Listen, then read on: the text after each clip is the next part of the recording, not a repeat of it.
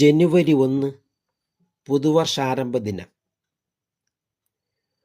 കൊല്ലവർഷം, ശകവർഷം, ഹിജറ വർഷം എന്നിങ്ങനെ വിവിധ ദേശങ്ങളിലും വിവിധ രാജ്യങ്ങളിലും പലതരം വർഷങ്ങളും വ്യത്യസ്ത പുതുവർഷാരംഭ ദിനങ്ങളും ഉണ്ടെങ്കിലും ലോകം മുഴുവൻ അംഗീകരിക്കപ്പെടുന്നതും ആഘോഷിക്കപ്പെടുന്നതും ഔദ്യോഗികമായി സ്വീകരിക്കപ്പെടുന്നതുമായ പുതുവത്സരാരംഭ ദിനമാണ് ജനുവരി 1. ഇന്ന് ലോകമെങ്ങും പ്രചാരത്തിലുള്ളതും ജനുവരിയിൽ തുടങ്ങി ഡിസംബറിൽ അവസാനിക്കുന്നതുമായ ഗ്രിഗോറിയൻ കലണ്ടറിൻ്റെ ആദ്യ മാസമായ ജനുവരി മാസത്തിൻ്റെ ആദ്യ ദിനം. യേശുക്രിസ്തു ജനിച്ച വർഷമായ AD 1 അടിസ്ഥാനമാക്കി വർഷങ്ങൾ ചിട്ടപ്പെടുത്തിയിരിക്കുന്ന കലണ്ടറാണ് ഗ്രിഗോറിയൻ കലണ്ടർ. 1582 ഫെബ്രുവരി 24 ഗ്രിഗോറിയൻ കലണ്ടർ ഔദ്യോഗികമായി നിലവിൽ വന്നത്. പോപ്പ് ഗ്രിഗറി 13 ഈ കലണ്ടറിന് അംഗീകാരം നൽകിയത്. BC 46 ജൂലിയസ് സീസർ തുടങ്ങിവെച്ച ജൂലിയൻ കലണ്ടറിനെ പരിഷ്കരിച്ചാണ് ഗ്രിഗോറിയൻ കലണ്ടർ രൂപകൽപ്പന ചെയ്തത്. AD 78 കനിഷ്കൻ ആരംഭിച്ചതും ചൈത്രമാസത്തിൽ തുടങ്ങി ഫാൽഗുന മാസത്തിൽ അവസാനിക്കുന്നതുമായ ശകവർഷ കലണ്ടറാണ് ഇന്ത്യയുടെ ദേശീയ കലണ്ടറായി അംഗീകരിച്ചിട്ടുള്ളത്. 1957 മാർച്ച് 22 ശകവർഷ കലണ്ടർ ഇന്ത്യയുടെ ദേശീയ കലണ്ടറായി അംഗീകരിക്കപ്പെട്ടത്. മുഹമ്മദ് നബി മക്കയിൽ നിന്ന് മദീനയിലേക്ക് പലായനം ചെയ്ത AD 622 ആരംഭിച്ച ഇസ്ലാമിക് കലണ്ടറായ ഹിജറ വർഷ കലണ്ടർ ഇസ്ലാം മത രാജ്യങ്ങളിൽ കാലഗണനയ്ക്കായി വ്യാപകമായി ഉപയോഗിക്കുന്നു. AD 825 വേണാട്ടു രാജാവായ ഉദയമാർത്താണ്ഡവർമ്മ തുടങ്ങിവെച്ചതും ചിങ്ങമാസത്തിൽ തുടങ്ങി കർക്കിടക മാസത്തിൽ അവസാനിക്കുന്നതുമായ കൊല്ലവർഷം എന്ന മലയാള വർഷം അടുത്ത കാലം വരെ കേരളത്തിൽ കാലഗണനയ്ക്കായി വ്യാപകമായി ഉപയോഗിച്ചിരുന്നു. ആഗോള കുടുംബദിനം, ഗ്ലോബൽ ഫാമിലി ഡേ. ദേശം, വംശം, ഭാഷ, മതം തുടങ്ങിയ അതിർവരമ്പുകളൊന്നുമില്ലാതെ ലോകമെമ്പാടുമുള്ള മനുഷ്യരെല്ലാം ഒരൊറ്റ കുടുംബമാണെന്ന സന്ദേശം നൽകുവാനായി ഐക്യരാഷ്ട്ര സംഘടന 1997 മുതൽ ജനുവരി 1 ആഗോള കുടുംബദിനമായി ഗ്ലോബൽ ഫാമിലി ഡേ ആഘോഷിക്കുന്നു. പുതുവർഷത്തിൻ്റെ തുടക്കത്തിൽ തന്നെ ലോകത്തെ ഒറ്റ കുടുംബമായി കണ്ട് സമാധാനവും സ്നേഹവും ഐക്യവും പങ്കുവയ്ക്കുക എന്നതാണ് ദിനാചരണത്തിൻ്റെ ലക്ഷ്യം. പരസ്പര ആക്രമണങ്ങളും യുദ്ധങ്ങളും ഒഴിവാക്കി സമാധാനത്തോടെയും സ്നേഹത്തോടെയും ജീവിക്കുവാൻ ഈ ദിനം എല്ലാ ലോകജനങ്ങളോടും ആഹ്വാനം ചെയ്യുന്നു. മെയ് 15 അന്താരാഷ്ട്ര കുടുംബദിനമായും ഇൻ്റർനാഷണൽ ഡേ ഓഫ് ഫാമിലി ഐക്യരാഷ്ട്രസഭ ആചരിക്കുന്നുണ്ട്. സമൂഹത്തിൻ്റെ അടിസ്ഥാന ഘടകമായ കുടുംബങ്ങളുടെയും കുടുംബ ബന്ധങ്ങളുടെയും പ്രാധാന്യത്തെക്കുറിച്ച് പൊതുജനങ്ങളിൽ അവബോധം വളർത്തുവാനാണ് ഈ ദിനാചരണം നടത്തുന്നത്. 1993 മുതലാണ് ഐക്യരാഷ്ട്രസഭ ഇതിൻ്റെ പ്രഖ്യാപനം നടത്തുന്നത്. കുടുംബാംഗങ്ങൾ തമ്മിലുള്ള സ്നേഹവും ഐക്യവും വർദ്ധിപ്പിക്കുവാൻ ഈ ദിനം നമ്മോട് ആഹ്വാനം ചെയ്യുന്നു. മലയാളി മെമ്മോറിയൽ ദിനം. തിരുവിതാംകൂറിലെ സുപ്രധാനമായ ഒരു രാഷ്ട്രീയ മുന്നേറ്റമായിരുന്നു 1891 മലയാളി മെമ്മോറിയൽ. അക്കാലത്ത് തിരുവിതാംകൂറിലെ സർക്കാർ സർവീസിൽ ഉയർന്ന തസ്തികകളിൽ ഭൂരിഭാഗവും പരദേശി ബ്രാഹ്മണർക്കാണ് ലഭിച്ചിരുന്നത്. ഇതിനെതിരായി തിരുവിതാംകൂറിലെ സർക്കാർ നിയമനങ്ങളിൽ നാട്ടുകാർക്ക് കൂടുതൽ പ്രാതിനിധ്യം ലഭിക്കണമെന്ന് ആവശ്യപ്പെട്ടുകൊണ്ട് 10,028 പേർ ഒപ്പിട്ട ഒരു ഭീമഹർജി 1891 ജനുവരി 1 അന്നത്തെ തിരുവിതാംകൂർ മഹാരാജാവായിരുന്ന ശ്രീമൂലം തിരുനാളിന് സമർപ്പിച്ചു. ഇതാണ് മലയാളി മെമ്മോറിയൽ എന്ന പേരിൽ അറിയപ്പെട്ടത്. തിരുവിതാംകൂറിലെ രാഷ്ട്രീയ പ്രക്ഷോഭങ്ങളുടെ പിതാവ് എന്നറിയപ്പെടുന്ന ബാരിസ്റ്റർ G. പരമേശ്വരൻ പിള്ള എന്ന GP പിള്ള ആയിരുന്നു ഈ പ്രസ്ഥാനത്തിൻ്റെ ബുദ്ധികേന്ദ്രം. KP ശങ്കരമേനോൻ ആദ്യ ഒപ്പുവെച്ചു. CV രാമൻപിള്ള ഡോക്ടർ പൾപ്പു തുടങ്ങിയവരും ഇതിൻ്റെ നേതൃനിരയിൽ ഉണ്ടായിരുന്നു. പാലക്കാട്, കോഴിക്കോട്, കണ്ണൂർ ജില്ലകൾ നിലവിൽ വന്ന ദിനം 1956 നവംബർ 1 കേരള സംസ്ഥാനം രൂപം കൊള്ളുമ്പോൾ തിരുവനന്തപുരം, കൊല്ലം, കോട്ടയം, തൃശ്ശൂർ, മലബാർ എന്നിങ്ങനെ 5 ജില്ലകളാണ് ഉണ്ടായിരുന്നത്. 1957 ജനുവരി 1 മലബാർ ജില്ല വിഭജിച്ച് പാലക്കാട്, കോഴിക്കോട്, കണ്ണൂർ എന്നീ 3 ജില്ലകളാക്കി. അതോടെ മലബാർ ജില്ല ഇല്ലാതാവുകയും കേരളത്തിലെ ജില്ലകൾ 7 ആവുകയും ചെയ്തു. പിന്നീട് പല ഘട്ടങ്ങളിലായി പല ജില്ലകളും വിഭജിച്ചാണ് ഇന്നത്തെ 14 ജില്ലകൾ ഉണ്ടായത്. 1984 മെയ് 24 14ാമത്തെ ജില്ലയായ കാസർഗോഡ് ജില്ല നിലവിൽ വന്നത്.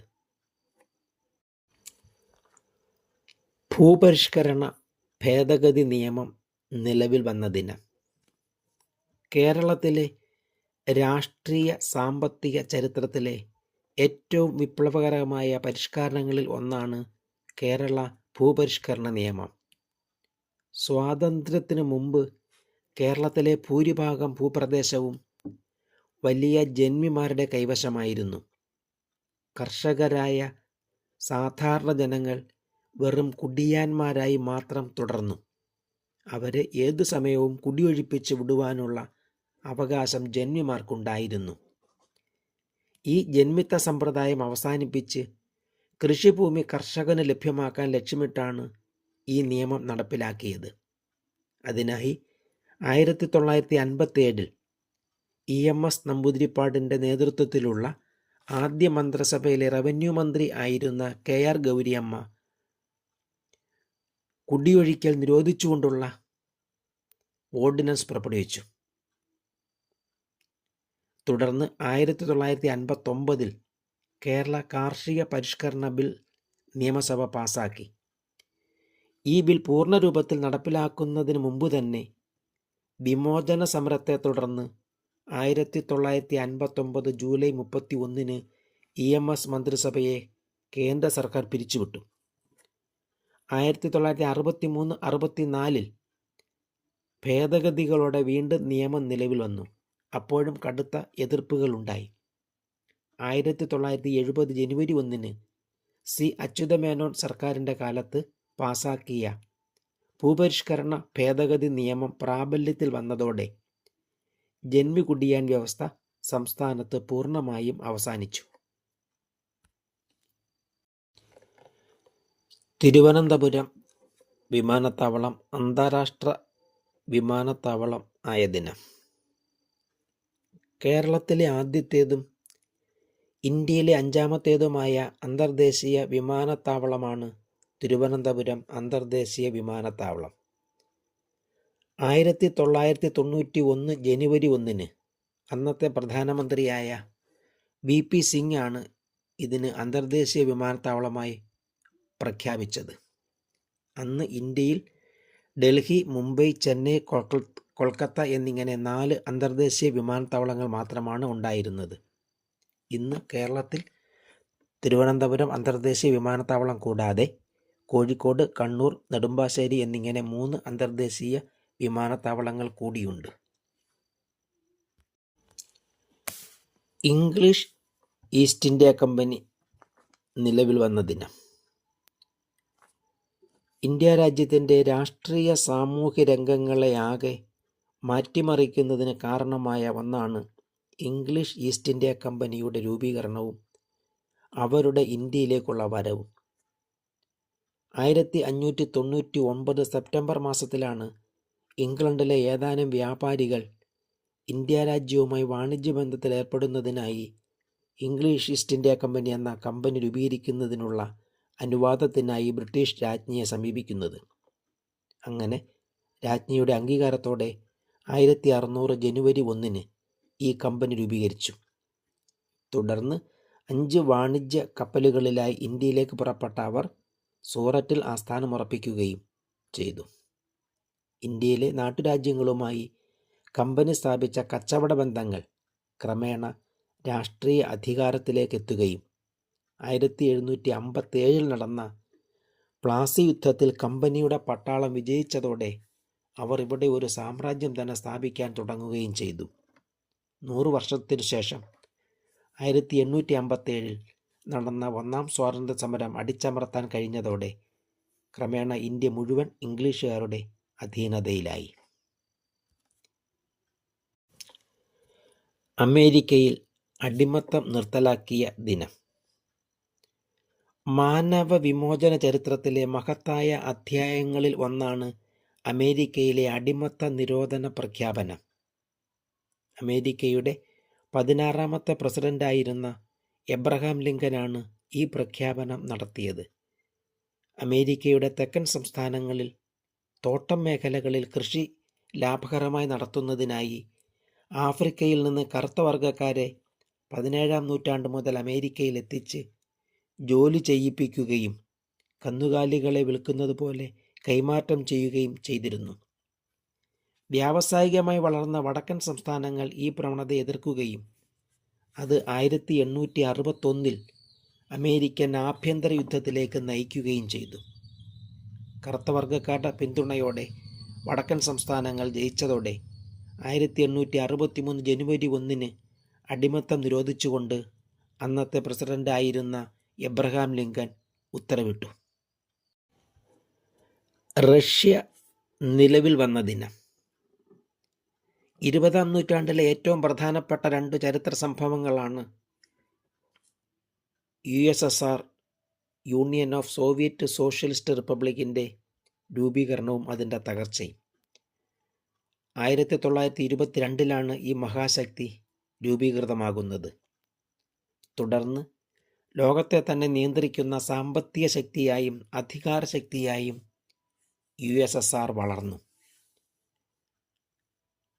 1980കളിൽ ഉണ്ടായ സാമ്പത്തിക തകർച്ചയും അവസാന പ്രസിഡന്റ് ആയിരുന്ന മിഖായേൽ ഗോർബച്ചേവ് നടപ്പിലാക്കിയ ഗ്ലാസ്നോസ്റ്റ് തുറന്ന സമീപനം, പെരിസ്ട്രോയിക്ക, പുനഃക്രമീകരണം എന്നീ നയങ്ങളിലൂടെ ജനങ്ങൾക്ക് കൂടുതൽ സ്വാതന്ത്ര്യം നൽകിയതും യൂണിയൻ്റെ ഭാഗമായിരുന്ന വിവിധ രാജ്യങ്ങളിൽ തനതായ ദേശീയബോധമുണരുകയും സ്വാതന്ത്ര്യത്തിനു വേണ്ടി വാദിക്കുകയും ചെയ്യാനിടയായി.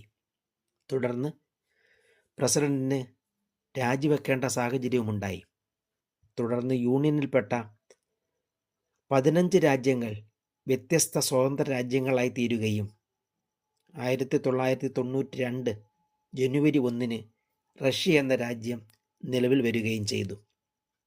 സോവിയറ്റ് യൂണിയൻ്റെ പതനത്തിനു ശേഷം അതിൻ്റെ നിയമപരമായ പിന്തുടർച്ച അവകാശിയായി മാറിയത് റഷ്യയാണ്. ഇന്നും വിസ്തൃതിയിൽ ലോകത്തിലെ ഏറ്റവും വലിയ രാജ്യമായ റഷ്യ മറ്റെല്ലാ മേഖലകളിലും ഏറ്റവും വലിയ ഒരു ശക്തിയായി തന്നെ നിലകൊള്ളുന്നു.